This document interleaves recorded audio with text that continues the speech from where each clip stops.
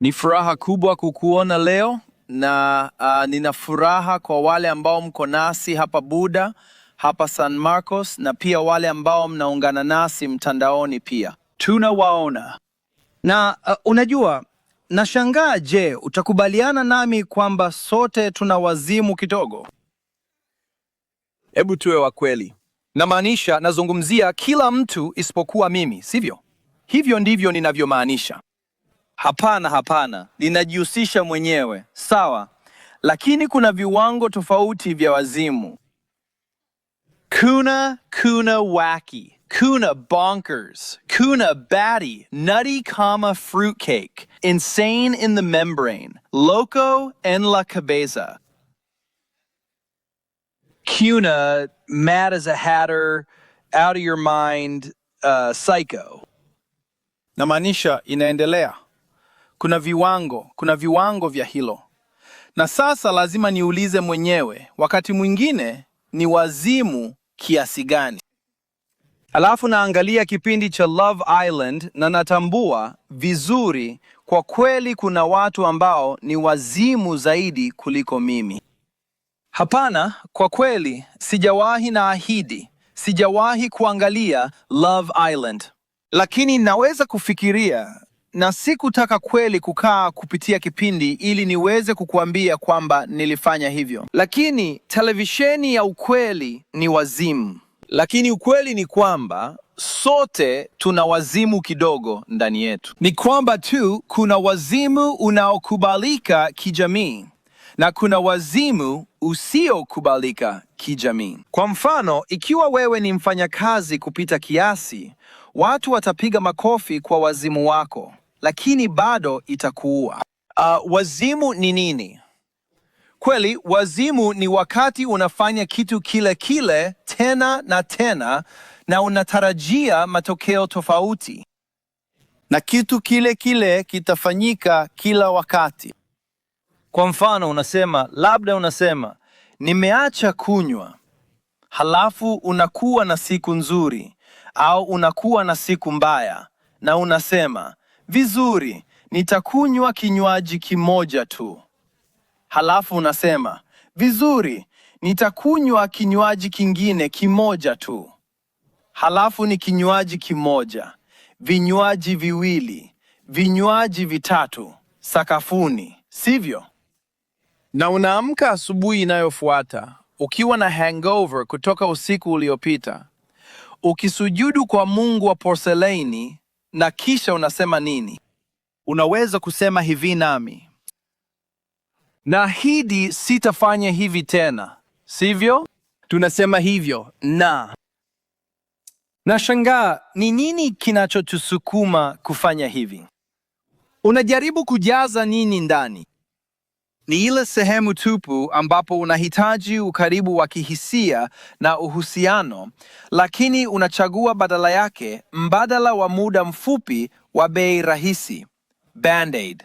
Nguvu ya uponyaji ya Band-Aid. Inanichekesha kwa sababu nakumbuka wakati wasichana wangu walikuwa wadogo na wangekuwa na kitu, wangepiga kitu au wangekuwa na maumivu ya aina fulani na wangetaka Band-Aid, sivyo? Sasa wanaziita comfort strips.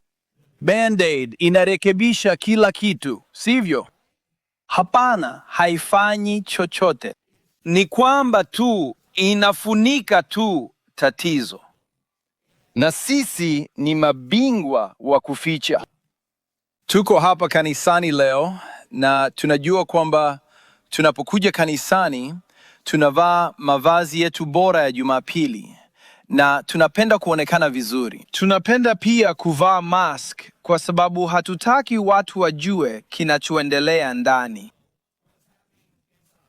Hatutaki watu wajue tuna matatizo, lakini tuna matatizo.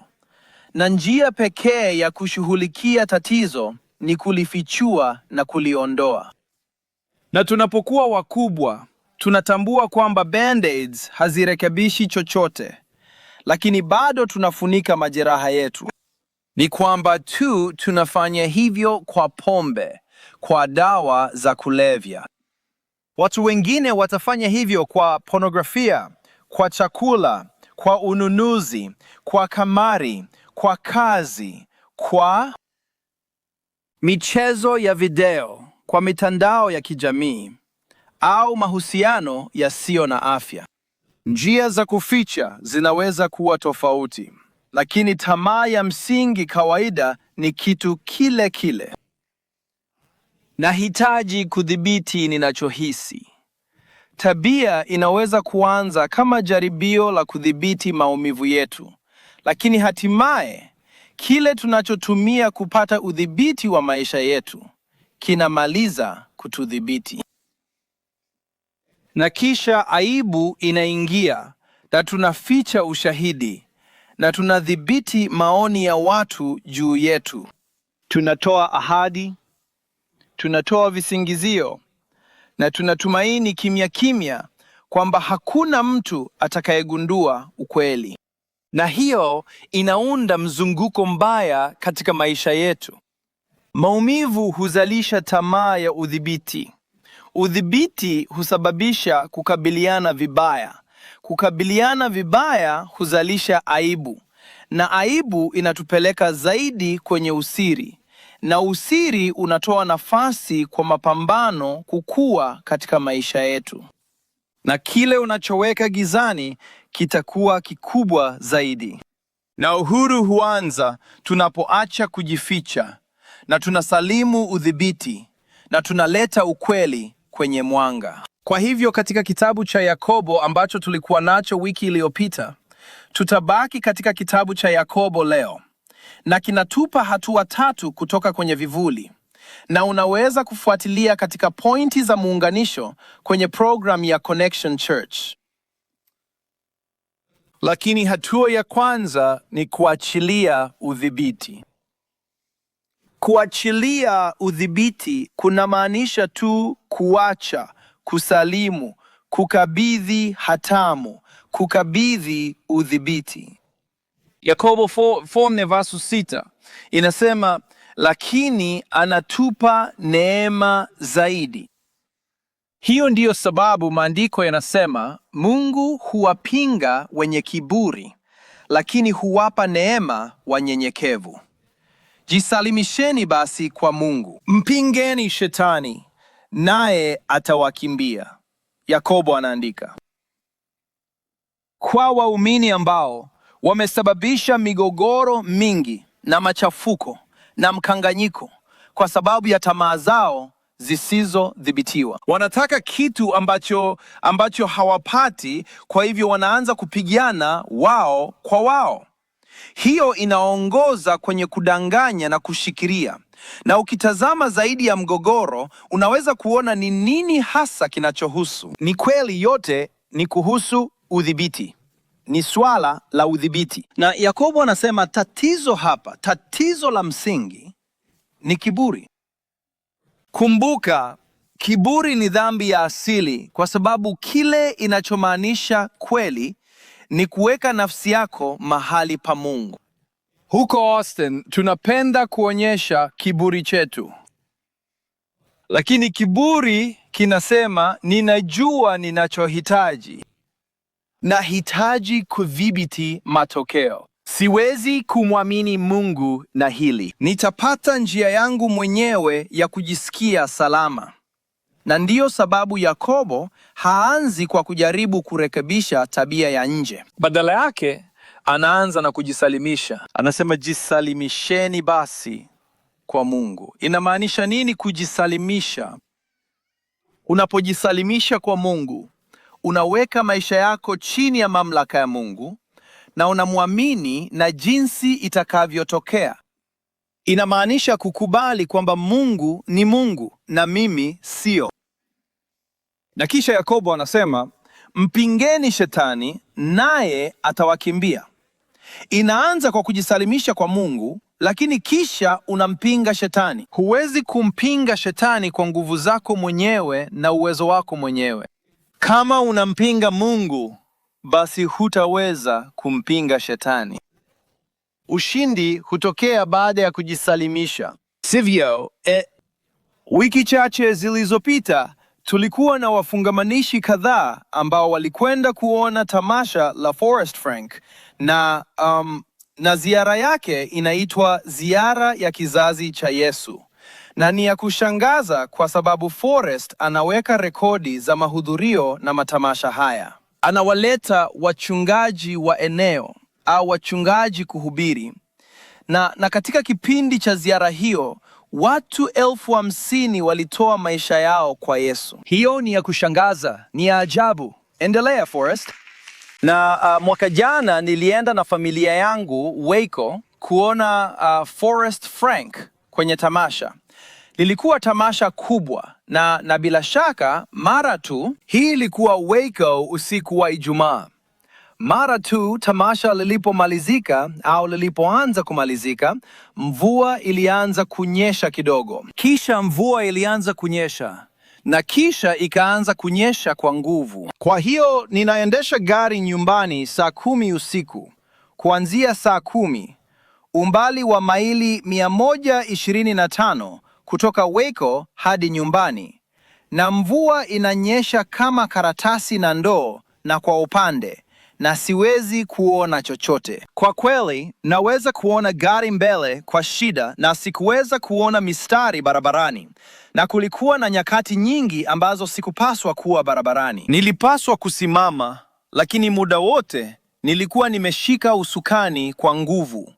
Na nilifika kwa sababu niko hapa, lakini tulifika. Mshukuru Mungu. Usifanye hivyo. Usitumie hiyo kama mfano wa maisha yako, lakini ndivyo wengi wetu tunavyoishi kihisia. Tunashika usukani kwa nguvu. Tunashika mipango yetu, mahusiano yetu, sifa yetu, watoto wetu, mustakabali wetu na mbinu zetu za kukabiliana. Na tunafikiri kama nitaachia ushikaji wangu kidogo tu, kila kitu kitakuwa nje ya udhibiti. Kila kitu kitavunjika.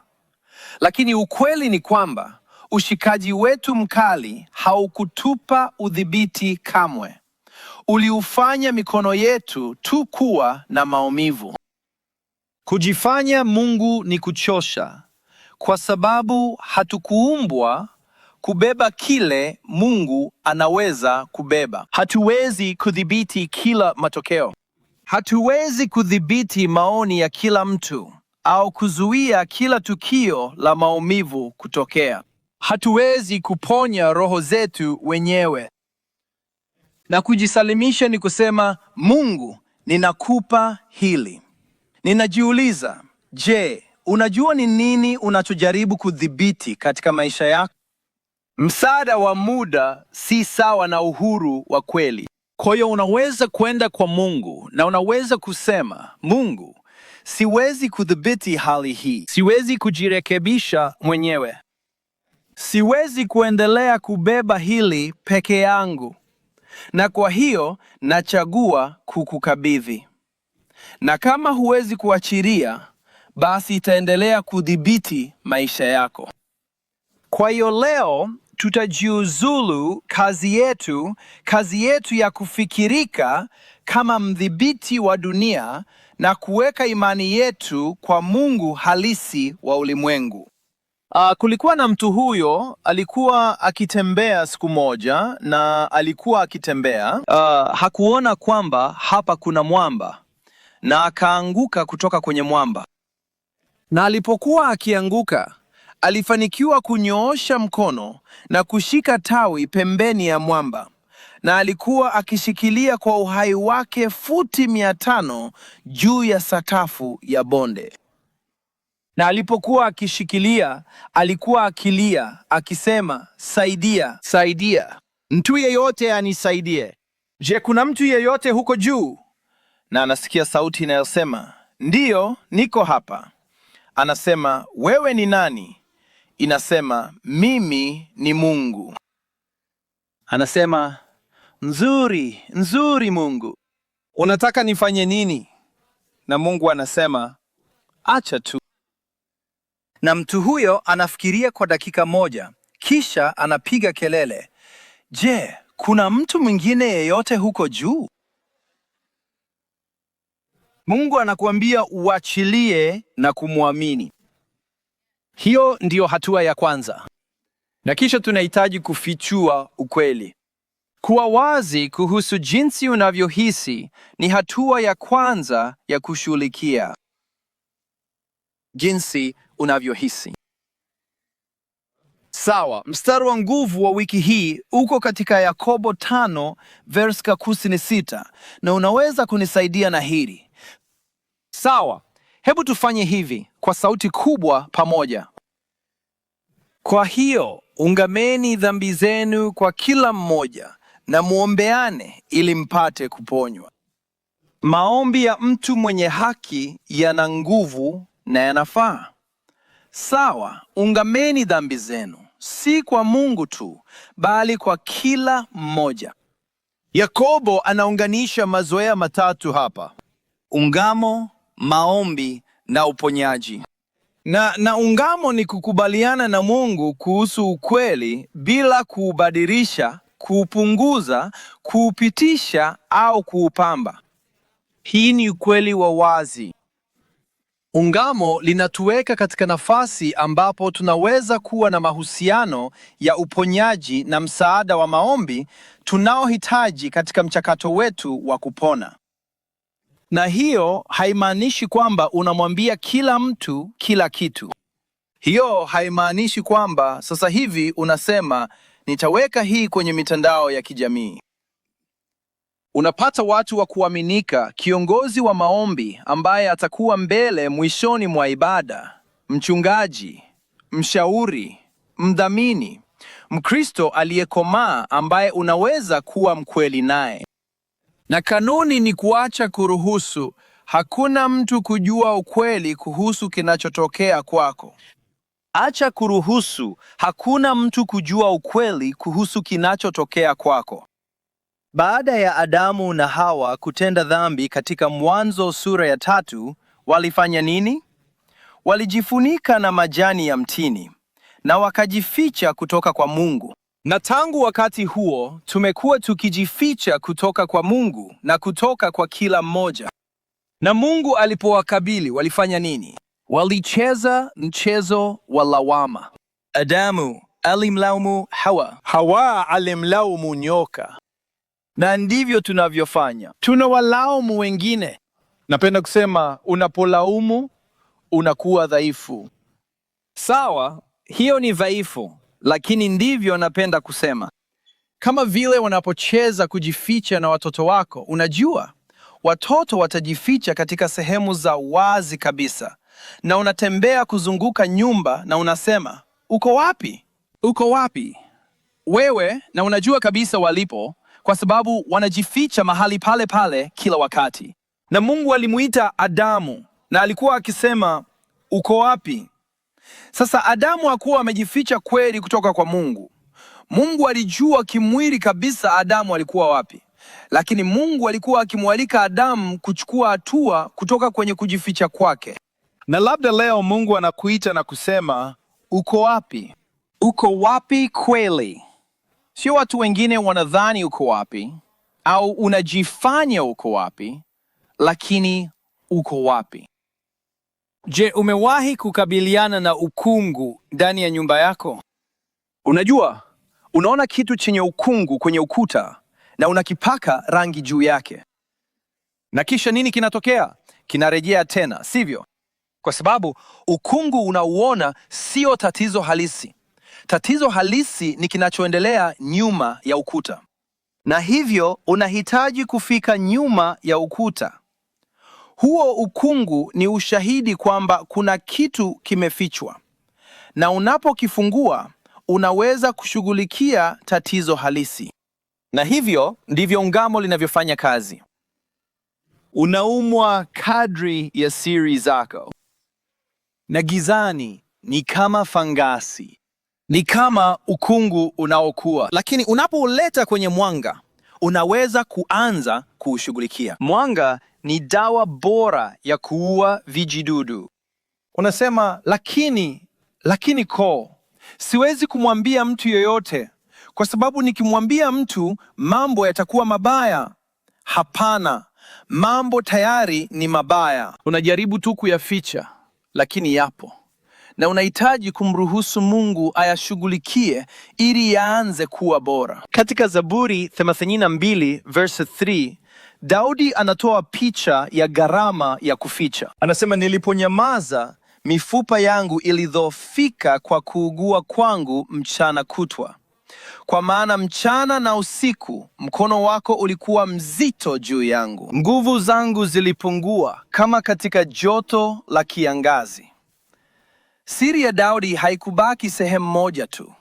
Iliathiri mwili wake wote, ilimfanya kuwa dhaifu zaidi. Lakini kisha katika mstari wa 5 anasema, kisha nilikiri dhambi yangu kwako na sikuficha uovu wangu. Nilisema, nitakiri makosa yangu kwa Bwana, na ukasamehe hatia ya dhambi yangu. Alipofunua dhambi yake na kuikiri, alipata utulivu na msamaha aliyouhitaji. Kuna gharama kubwa inayohusishwa na kujifanya. Tunatumia nguvu nyingi kujaribu kukumbuka tulichosema. Tunajaribu kudumisha sura. Tunajaribu kuficha ushahidi na kuwaweka watu mbali kwa usalama. Tunaogopa kwamba ukweli utatufunga, lakini ukweli ni mlango wa kutoka gerezani. Nataka umsikie mmoja wa waunganishaji wetu sasa hivi, Ashley Dillon. Atashiriki nasi hadithi yake ya uponyaji na kupona. Ashley, njoo juu.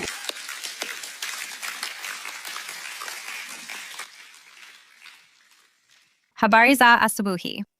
Nilianza kujua aibu nikiwa na umri mdogo sana. Kukuwa na baba ambaye alishindwa na uraibu wake wa dawa za kulevya na hakuwa thabiti katika maisha yangu, nilichukulia kutokuwepo kwake kama kosa langu. Nilijenga uongo wa kuishi na tabia kulingana na utendaji na ukamilifu. Nilijiambia kama ningeweza kuwa mzuri vya kutosha, kama ningefanya kazi kwa bidii vya kutosha na kuwa bora katika kila kitu nilichofanya, baba yangu angenichagua. Nilipokuwa, mitindo hii ya mawazo ilifanya aibu yangu kukua zaidi na kuwa kubwa zaidi, kwani sikuweza kamwe kufikia matarajio niliyoweka juu yangu mwenyewe. Mara tu mimi na mume wangu tulipokuwa na watoto, nilitumia miaka mingi nikionyesha aibu yangu kwao. Haikuwa hadi mwaka jana, kupitia chuki na hasira yangu, ndipo nilipotambua nilikuwa na matarajio yale yale yasiyo ya kweli kwao, kama nilivyokuwa nimejiwekea mwenyewe miaka yote hii. Ilikuwa wazi, ilikuwa inaharibu uhusiano wangu nao. Negativity na kejeli zilikuwa zinatawala mawazo yangu na maneno yangu ili kujilinda. Nilitambua sikutaka tena kuishi hivi, na nilijua kwamba mabadiliko yalipaswa kutoka kwangu, sio familia yangu. Wakati wa mchakato wa mwanzo, Mungu alifungua macho yangu kwa mitindo, tabia na uongo niliokuwa nikijiambia. Niliweza kujifunza na kupata zana za kusaidia kubadilisha mawazo yangu, na matokeo yake, sauti ya aibu sio kubwa sana. Mwanzo ulisaidia kufungua mawasiliano yenye afya na watoto wangu, na umeongeza muda wa ubora na mume wangu. Nilipoomba kushiriki ushuhuda wangu kuhusu mchakato wa mwanzo, swali langu la kwanza lilikuwa, kwa nini mimi? Hadithi yangu haijumuishi matumizi ya dawa za kulevya au kitu ambacho jamii inafafanua kama kinachohitaji kupona kutoka. Mungu alinikumbusha kwamba hadithi yangu inatosha kwa sababu anataka kuitumia, sio kwa sababu ya matarajio niliyoweka juu yangu mwenyewe. Alinipa moyo kwamba kwa sababu tu sikuwa na tukio moja kubwa la kubadilisha maisha, haimaanishi kwamba hanibadilishi. Ikiwa unahisi msukumo wa kujiunga na mchakato wa mwanzo, na kusihi sana uingie tu, hutajuta mahusiano utakayounda, zana utakazopata, na zaidi ya yote, uponyaji ambao Mungu atakuletea. Asante.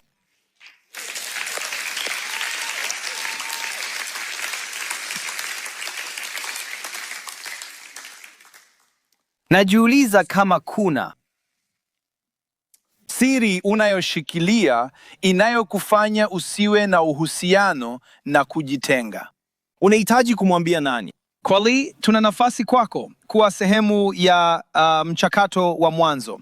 Kwa hivyo tuna usiku wa uhuru Jumatatu usiku Agosti 31 saa 12:30, na unaweza kwenda kwenye kituo cha kuunganisha kwenye ukumbi, au unaweza kwenda kwenye kituo hicho cha kuunganisha na unaweza kuzungumza na mtu pale. Tuna meza imewekwa pale na kuna mtu wa kuzungumza na wewe. Na unaweza pia kwenda kwenye myconnect.center ili kutujulisha kwamba unataka kuwa sehemu ya usiku wa uhuru. Na inaweza kuwa kwamba leo Mwishoni mwa ibada unakuja na unazungumza na kiongozi wa maombi, na kwamba unakuwa na ujasiri wa kusema, nahitaji kukuambia kitu ambacho nimekuwa nikificha. Sitaki kusimamia hii peke yangu tena. Nahitaji maombi, na nahitaji uaminifu, na nahitaji msaada kuchukua hatua hii inayofuata. Siri hufanya uraibu kuwa na nguvu zaidi, lakini ungamo huvunja nguvu zake na huleta uhusiano. Ungamo huleta uhusiano. Na hivyo hatua ya tatu ni kupokea neema ya kurejesha. Yakobo chapter 9 verse 8 inatuambia, mkaribieni Mungu naye atawakaribia. Hatua hizi zote sio changamoto ya kujifanya sawa au kujifanya unastahili. Kwa kweli ni kinyume kabisa. Mungu anakuita ugeuke kutoka njia uliokuwa ukienda na umgeukie Mungu. Hilo ni neno linaloitwa toba. Na toba haimaanishi kwamba unajisikia vibaya sana kuhusu ulioyafanya. Unageuka inamaanisha kugeuka. Inamaanisha unageuka kutoka kwa Mungu wa uongo wa udhibiti na unamgeukia Mungu wa kweli ambaye anadhibiti. Neema ya Mungu iko moyoni mwa Yakobo na mnine. Inasema anatupa neema zaidi. Dhambi zetu zinaweza kuwa kubwa, lakini neema ya Mungu ni kubwa zaidi kuliko dhambi zetu zote. Udhaifu wetu unaweza kuwa wa kina, lakini neema ya Mungu ni ya kina zaidi. Hadithi yetu inaweza kuwa ngumu, lakini neema ya Mungu ni rahisi sana. Katika Yakobo 4:10 anasema, jinyenyekezeni mbele za Bwana, naye atawainua. Sisi kwa upande mwingine tunajaribu kujinua wenyewe. Tunajaribu kujifanya tuonekane bora zaidi. Tunajaribu kusukuma mambo yetu mazuri kwenye mitandao ya kijamii. Hatutaki mtu yeyote aone machafuko halisi na makosa halisi katika maisha yetu. Na Mungu anakualika kubadilisha mwelekeo wa maisha yako. Anatuambia unapojinyenyekeza atakuinua. Sasa, kama hatujinyenyekezi, maisha yana njia ya kutunyenyekeza. Na 11 Yohana 1:7 inasema, lakini tukienenda katika nuru kama yeye alivyo katika nuru, tunashirikiana sisi kwa sisi, na damu ya Yesu mwana wake inatutakasa dhambi zote. Unaanza kutembea katika nuru ya Mungu, na kisha unaweza kuungana kweli na watu walio karibu nawe, na matokeo yake yanaongoza kwenye usafi na uponyaji katika maisha yako. Hiyo haimaanishi itakuwa rahisi. Inamaanisha kwamba unaacha kujificha. Yohana 1:9 inaahidi kwamba tukiziungama dhambi zetu, yeye ni mwaminifu na mwenye haki, na atatusamehe dhambi zetu na kututakasa na udhalimu wote. Kuungama ni nguvu kwa sababu ni ufunguo wa msamaha na urejesho. Kile adui anataka kufanya ni kutupeleka ndani zaidi na zaidi kwenye giza. Anasema ukitoka kwenye nuru utakutana na kukataliwa. Lakini Yesu ambaye anatuita kwenye uhuru wake, anasema ukiingia kwenye nuru utapokelewa na utarejeshwa. Na hivyo kama uko tayari leo kujiondoa, kuna mchakato wa hatua 3. Inaanza na hii. Inaanza unapokubali. Hivi ndivyo tunavyokubali. Siwezi kudhibiti hii peke yangu. Hapo ndipo tunapojinyenyekeza na tunakubali kwamba nguvu zetu wenyewe hazitoshi, hazijawahi kuwa za kutosha, na kisha tunasalimu amri. Hii inamaanisha Mungu, nakupa udhibiti. Na unasema, unahitaja hasa, hii ndiyo ninayosalimisha, ulevi unaosalimu na maumivu yaliyo chini ya ulevi huo. Hii si kitu unachofanya mara moja tu. Hii inaweza kuwa kitu ambacho unahitaji kusalimisha mara kwa mara, tena na tena. Na kisha hatua ya tatu ni kusema, unazungumza na mtu sahihi au na watu sahihi. Usisubiri hadi ujisafishe. Usisubiri hadi siku moja. Usijaribu kuosha gari lako kabla ya kulipeleka kwenye kituo cha kuosha magari. Sawa? Badala yake, unakuja kwa Mungu na unamruhusu afanye mchakato huu wa kusafisha. Yeye ndiye anayetusafisha. Baadhi yetu tumekuwa tukiomba Mungu aondoe tatizo. Wakati huo huo, tunakataa kutembea kwenye njia ambayo Mungu ameweka mbele yetu kwa ajili ya uponyaji, kusalimu amri, kuungama, maombi, jamii na msaada kutoka kwa watu walio karibu nasi. Kwa hivyo leo Mungu anauliza wewe, ni nini unachojaribu kudhibiti? Unajificha nini bado? Hii ni kubwa. Nani anajua ukweli kweli? Nani anajua kweli kinachoendelea ndani yako? Kujificha si sawa na kuwa salama, kwa sababu giza haliwezi kuponya kile ambacho giza limejaribu kuficha. Hatua tatu, kubali, siwezi kudhibiti hii peke yangu. Salimu amri Mungu, nakupa udhibiti. Nitasema kwa uaminifu kwa mtu anayeaminika. Kile kinachobaki kimefichwa ndicho kinachokufanya uwe mgonjwa, lakini kile unachokileta kwenye nuru, Mungu ataanza kuponya. Na habari njema ni kwamba hauhitaji kufanya hivi peke yako. Ndiyo sababu Yesu alikuja ili aweze kutufanyia kile ambacho hatungeweza kujifanyia wenyewe. Sababu tunayojificha ni kwa sababu tunaogopa kwamba kama mtu angejua kweli sisi ni nani, wangetukataa. Lakini msalabani, Yesu alifichuliwa hadharani, alidharauliwa, alikataliwa kwa niaba yetu. Yesu alichukua hukumu hiyo ya wazi juu yake mwenyewe ili dhambi yetu iliyofichwa iweze kusamehewa. Alichukua hukumu hiyo ya wazi ambayo dhambi yetu ilistahili. Alikufa na akafufuka tena ili kila mtu anayemwamini aweze kujulikana kikamilifu na Mungu na bado kupendwa kikamilifu. Je, hiyo si ya kushangaza? Kwamba yule anayekujua zaidi anakupenda zaidi. Kwa sababu ya Yesu, kuungama si kama kuingia kwenye chumba cha mahakama na kutumaini rehema. Kuungama ni kurudi nyumbani kwa Baba mwenye upendo, ambaye tayari amefungua mlango kupitia mwana wake. Na tunaleta giza letu nje kwenye nuru, kwa sababu katika Kristo tunajua tayari anatupenda. Msalaba unatueleza ukweli kuhusu dhambi zetu. Ni mbaya zaidi kuliko tunavyopenda kukubali.